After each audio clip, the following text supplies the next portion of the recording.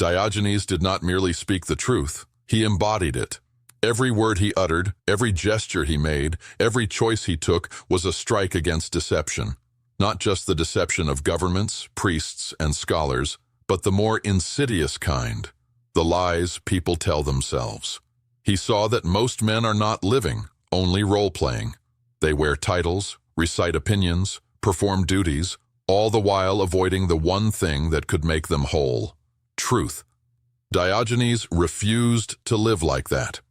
He chose truth over comfort, honesty over approval, and clarity over illusion.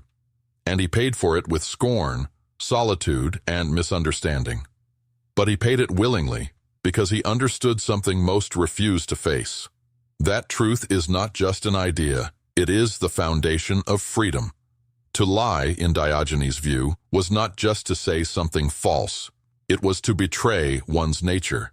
It was to pretend to be what one is not, to desire what one does not need, to fear what one cannot control.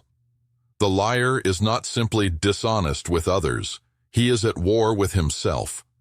He lives in a state of internal contradiction, pulled by the expectations of society, religion, wealth, and ego. He cannot be at peace because his life is a stage. Diogenes smashed the stage. He walked naked among the costumed. He said what others feared to think. He asked questions not to debate, but to unveil. Radical honesty for Diogenes was not a slogan or a technique. It was the only path to sanity. To live otherwise was to drift, to fake, to rot slowly under layers of masks. The dishonest man wakes each morning to defend a persona. The honest man wakes and simply lives. The difference is not academic, it is spiritual.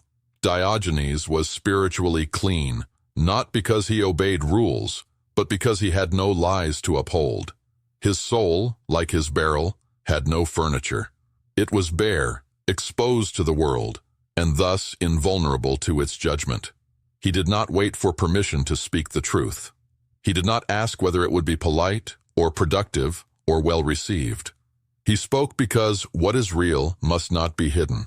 This earned him enemies. The powerful despised him because he would not flatter them.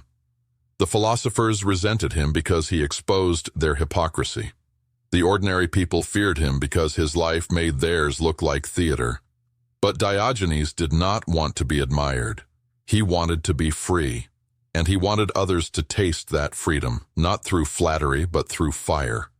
His honesty was not cruel, but it was severe.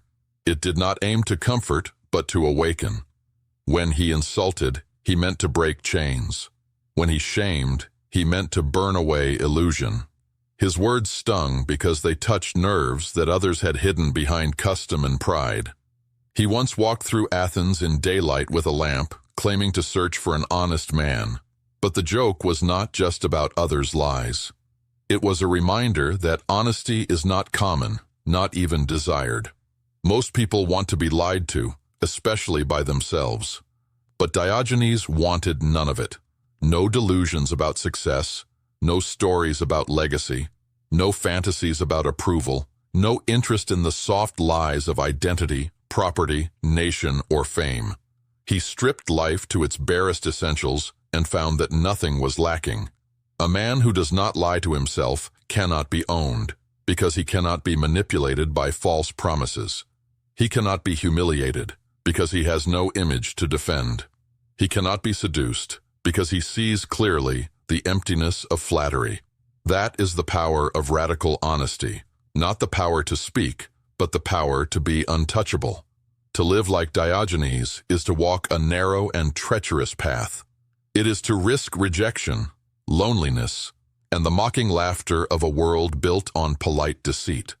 But it is also to stand firm, even in the wind, even in poverty, even before kings, and say, "I am not afraid, because I am not pretending." Most men die without ever having lived like this, not because it is impossible, but because it is unbearable to give up the illusion of being someone they are not. Diogenes gave it all up. And in doing so, he gained what no conqueror, priest, or sophist ever did: The calm that comes when the tongue matches the soul, when the face wears no mask, when the life is not a strategy, but a truth. He left behind no school, no dogma, no scrolls, only a legend, a man who lived without lies and dared to ask the rest of us why we don't.